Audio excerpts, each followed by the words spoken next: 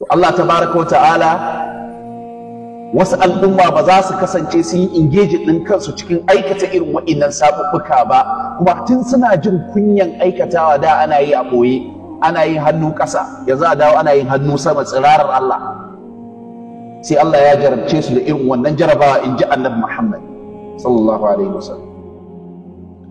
Manzo sallallahu alaihi wasallam yake cewa walam yanqusul mikyal wal mizan, wata al'umma ba za ta taɓa tauye ma'auni ko mudun awo ko ku duk wani abu da ake aunawa da ma'auni ba, illa ukhidu bisinin, face sai Allah ya jarabce su bisinin da tamowa, yunwa.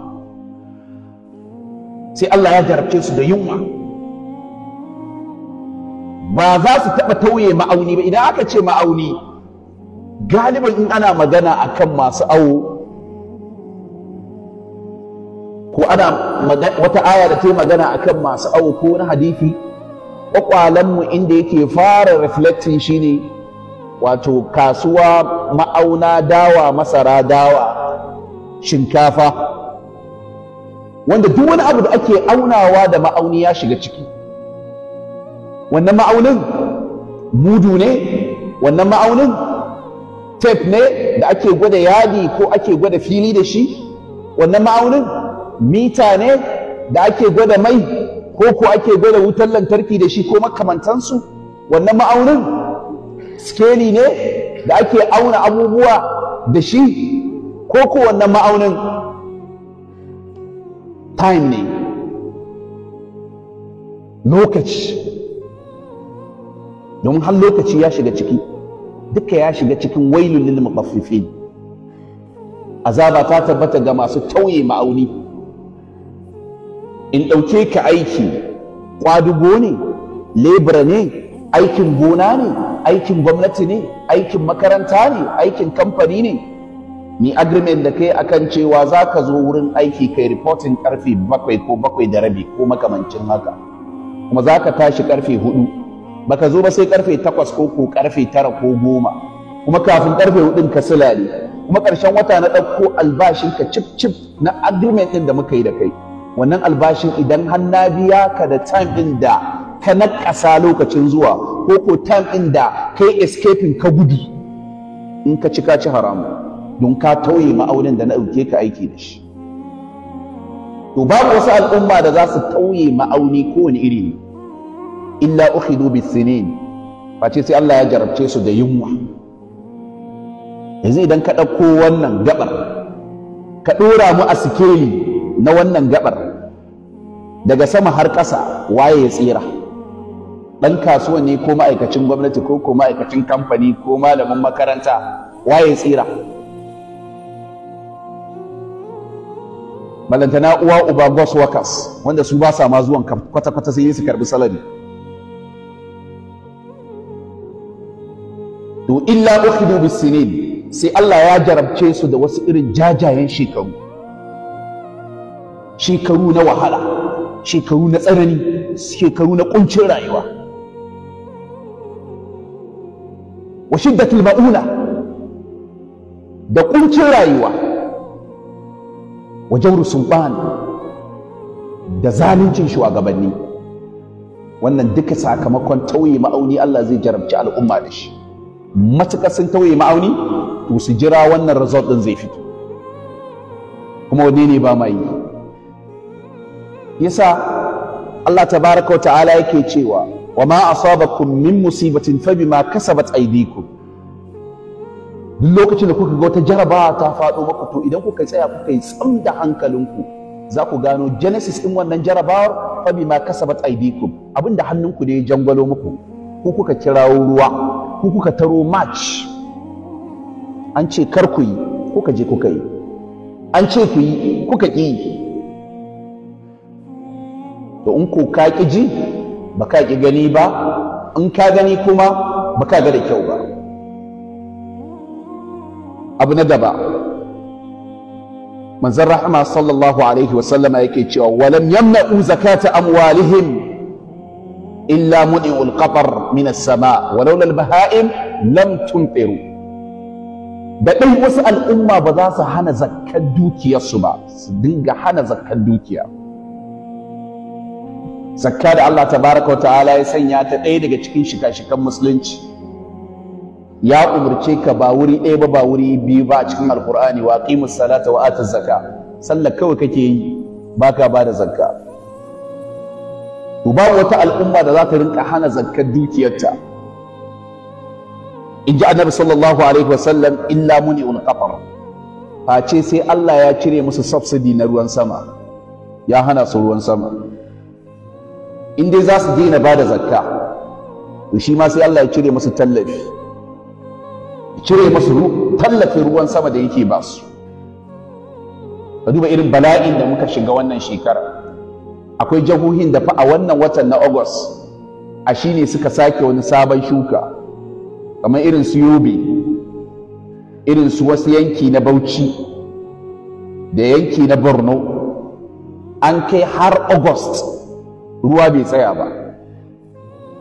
Shukan da suka yi na farko da ruwa ya fara sauka ya bushe ya lalace. To babu al'ummar da za ta rinka hana zakka face sai Allah ya jarabce ta da wannan bala'i. Manzo sallallahu alaihi wasallam yake cewa wallahi walaulal baha'im, bakin albarkacin dabbobi da sauran bayin Allah irin su yara da ba su fara zunubi ba, lam tumtiru, da ko digon ruwan sama Allah ba zai saukar maku ba, digo daya. Albarkacin dabbobi ne da albarkacin wasu bayin Allah irin su yara da ba su fara sabo ba, har Allah yake dan tausaya mana, yake dan mana ruwan sama.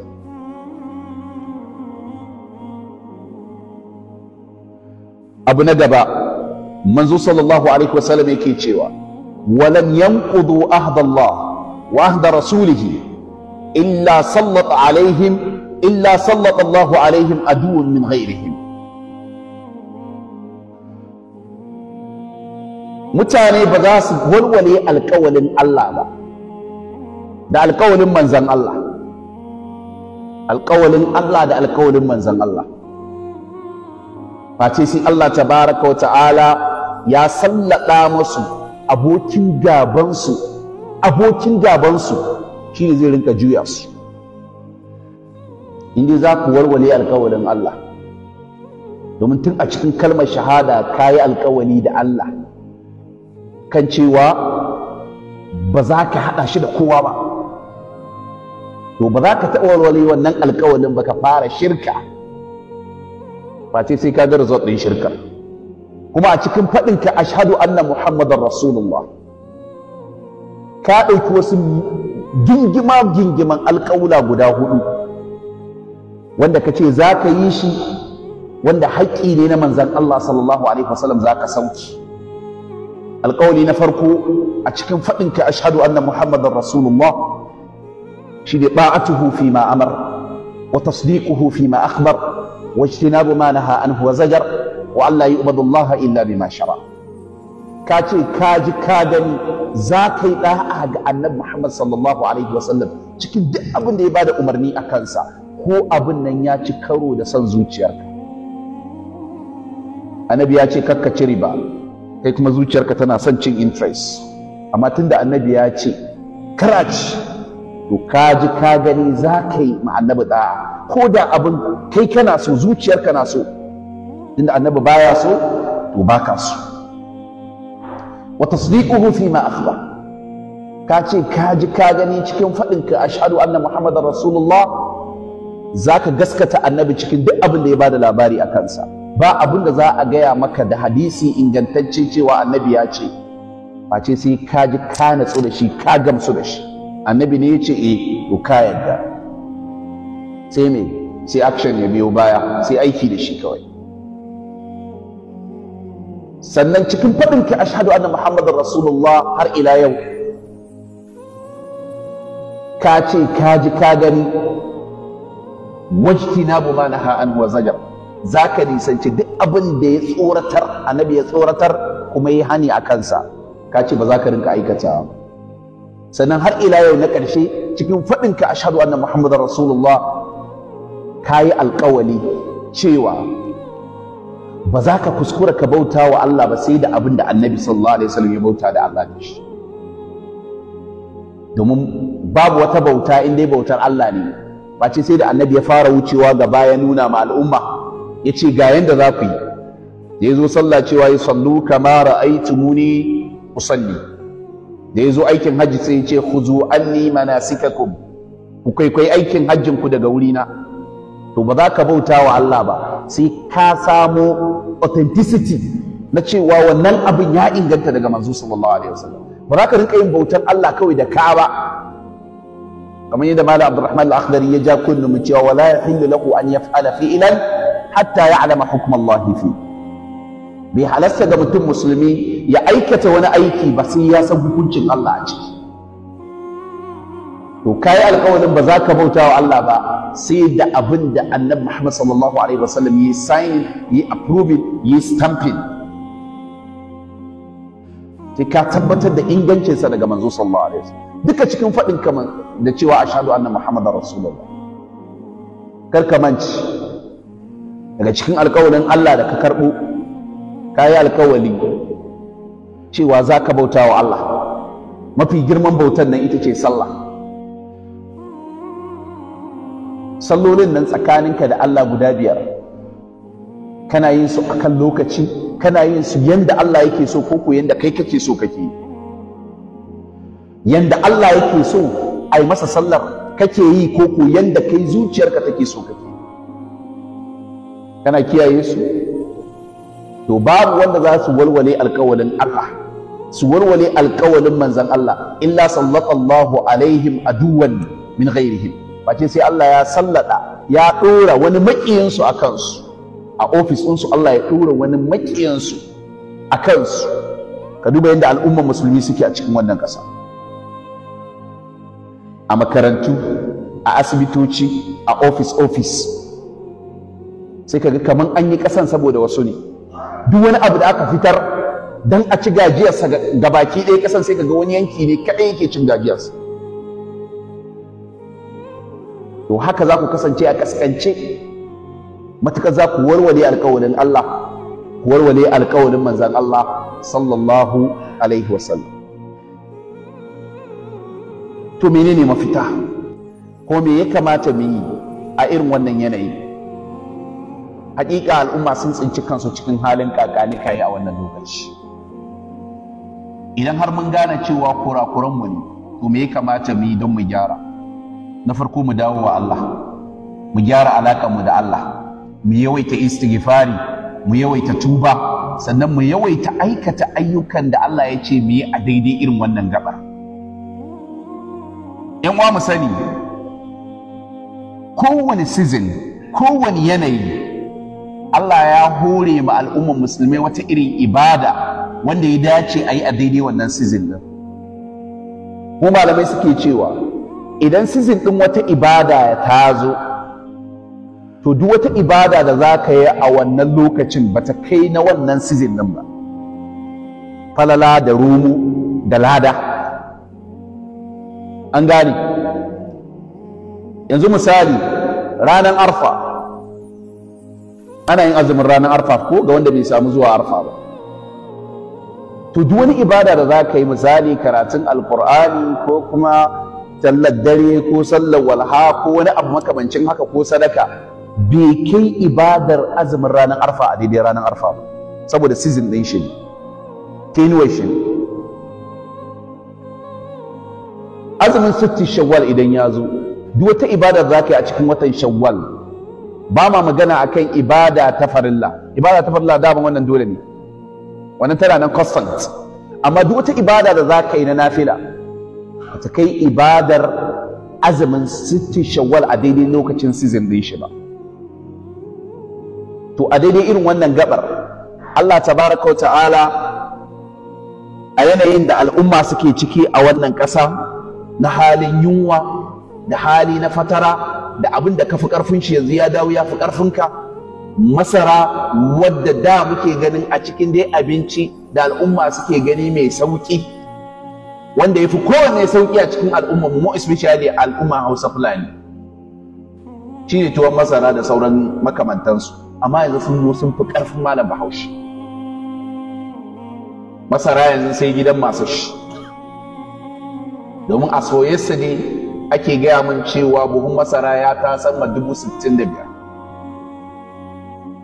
65,000 shi ne kuma abincin talaka.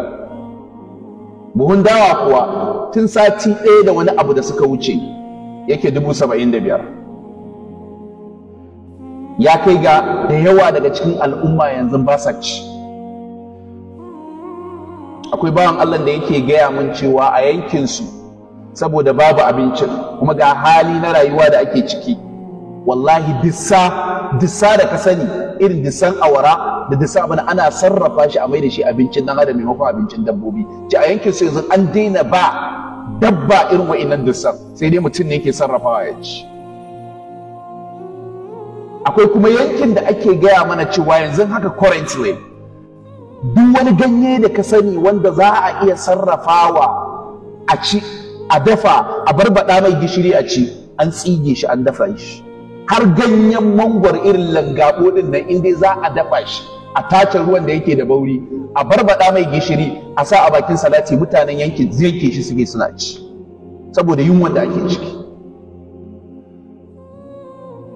ɗazun nan nake kallo a social media wani bawan Allah ya yi posting din wani experience da ya yi na wani bawan Allah da ya zo wucewa ta garinsu, ya yi ta mai hon amma bai san ma ana mai hon ba, yana tsakiyar titi sai ya fakin ya zo ya same shi yake cewa bawan Allah dattijo ne, ya aka yi wani hali kake ciki har da za a yi ta ma hon baka san ana yi maka ba? Ya ce bari dan nan, yau yinin na 10 kenan, kwana 9 yau yinin na 10 kenan, wallahi gidana ba daura tukunya ba. Ya ce to yanzu da ka fito ina za ka je? Ya ce wallahi bai san inda zai je ba, bai san inda zai je ba, shi dai kawai ya fito ne.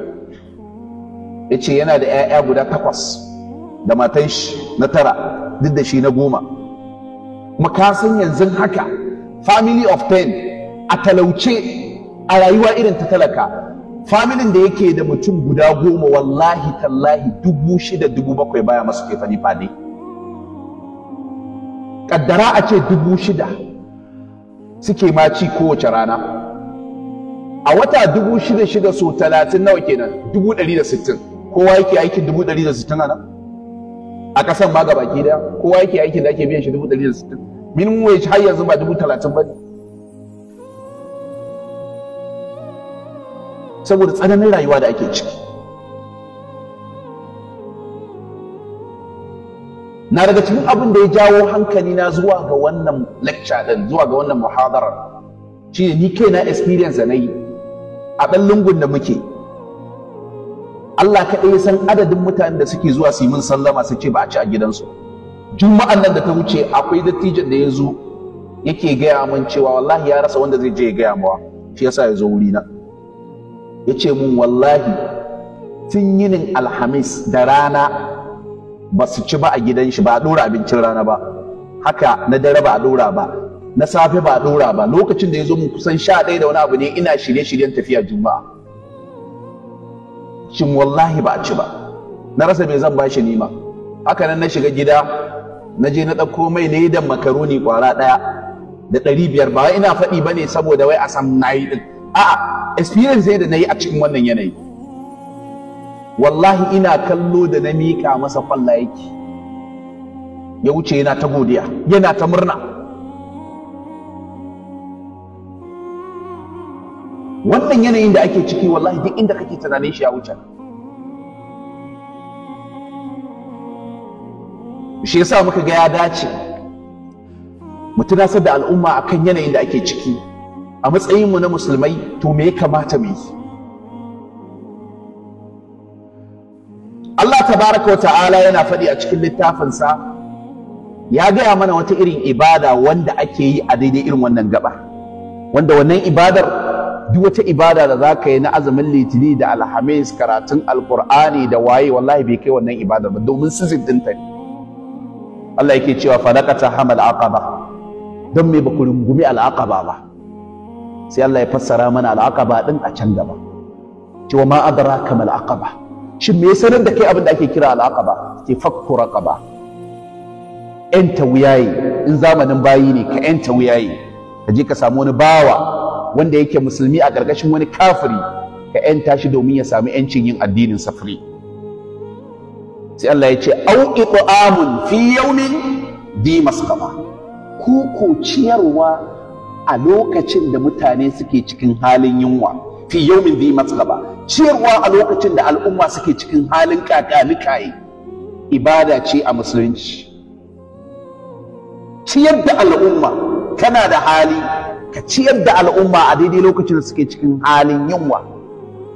Allah ya yabi mutanen da suke ciyar da al'umma a lokacin da suke cikin halin yunwa, ba wuri ɗaya ba, ba wuri biyu ba a cikin alkur'ani.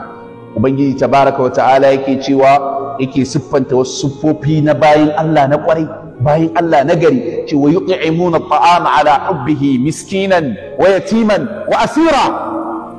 Su ne waɗanda suke ciyar da abinci ala hubbihi. Ma'ana ala hubbihi shine ba irin abincin da ya lalace ba. Ka san galiban ba ma ba da kyauta sai abin da ba mu da amfani da shi. Sai an ga abinci ya zama wasted, sai a ce a ɗauka ajiya a ba almajirai. Ko kaya za mu ba da sadakarta, sai mun ga ta fara koɗewa, ta fara lalacewa, sai mu ce mu ba da sadakar shi. A'a, ala hubbihi, irin abincin da suke so ne suke badawa. Suna ba miskin wa yatim, maraya wa asira. Innama nut'imukum liwajhillah, muna ciyar da ku abincin nan ne domin neman yardan Allah. La nuridu minkum jaza'an wala shukura, ba mu buƙatar wani bare na gode daga wurin ku. To ƴan uwa masu daraja, ina so tare da ni da ku mu duba wasu hadisai na manzon Allah sallallahu alaihi wasallam wanda suka nuna cewa ciyarwa ba ƙaramin aiki bane mai falala, mai daraja, wanda ya kamata a ce al'umma mu kanmu musulmai mun rungume shi, mun taimaki kanmu da kanmu. Domin innamal mu'minuna ikhwatun, musulmai ƴan uwan juna ne. Bai kamata muna kallo ƴan uwanmu suna mutuwa da yunwa ba, kuma muna da abin da za mu iya taimaka musu, ba mu taimaka musu ba. Annabi sallallahu alaihi wasallam a hadisi ingantacce yake cewa, wallahi laysa bi mu'min, wallahi ba mumini bane, ba mumini bane wa yace wanda ya take cikin shi da abinci ya koshi alhali makocinsa next to him yana cikin halin yunwa. Kai ka ci ka sha kayi getsa da kai da iyalanka, shi kuma makocinka yana cikin halin yunwa, ya kwana cikinsa na kiran ciroma, hakanan ya kwana ba tare da ya ci ba. Ce to kai din da kake kallon makocinka cikin wannan halin, kai in jifa ta wuce kanka, matanka da 'ya'yanka kun ci kun sha, baka damu da ba kowa ba, ta fada kan uban kowa jifa, to kai ba mumini bane. Ka gama ci, in ji Ali na Mangi ko a cikin infirajin shi, ce ka ci ka sha ka yi teɓa, ka mace ka bari shi karɓa, ka riɓe tsutsa ta sharɓa, yanzu me yadda ce ka zaɓa in ba farali da nafila ba. Ali na Mangi Zaria da yake infirajinsa.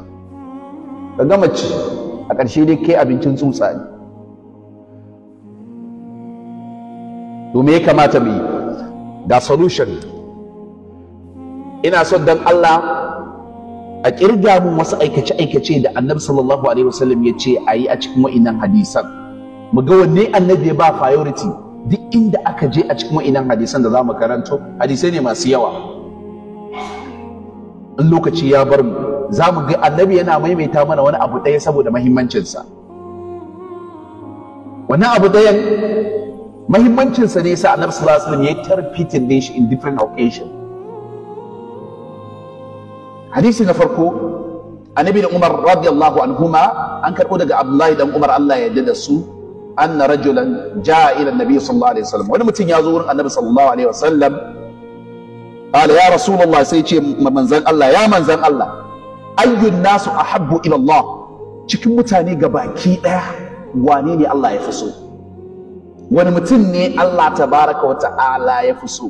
Waye lucky winner da ya winning in love na Allah subhanahu wa ta'ala, Allah yake san sa? Wa ayyul a'malu ahabbu ila Allah, kuma cikin ayyuka act of ibada, wani aiki ne Allah ya fi so. فقال رسول الله صلى الله عليه وسلم sai manzo sallallahu alaihi wasallam ya buɗe bakinsa mai albarka ya ce ahabbun nasu ila Allah ta'ala anfa'akum linnas, mafi soyuwan mutane a wurin Allah tabaraka wa ta'ala shine wanda ya fi amfanar da mutane. dan sai ka tambayi kanka, in tambayi kaina, bacin matana da 'ya'yana wa yake amfana da ni? Wa ka amfanar? Cikin mutane al'umman musulmai wa ka amfanar? Wannan tambayar tawa ce, taka ce, mu ba kanmu amsa da kanmu. Annabi sallallahu alaihi wasallam yake cewa wa habbul a'mali ila Allah azza wa jalla, mafi soyuwan ayyuka a wurin Allah tabaraka wa ta'ala, aikin da Allah ya fi so, sururun tadkhuluhu alal muslim, farin cikin da kake shigarwa a cikin ƴan uwanka musulmai. Wa kake sa farin ciki cikin musulmai? Iya matanmu da yayanmu ne kawai. Mu za a sa cikin lissafi? Wa kake sa farin ciki cikin musulmai? Sururun tadkhuluha, farin ciki wanda kake shigar da shi alal muslim, ga dan uwanka musulmi, shine aikin da Allah ya fi so.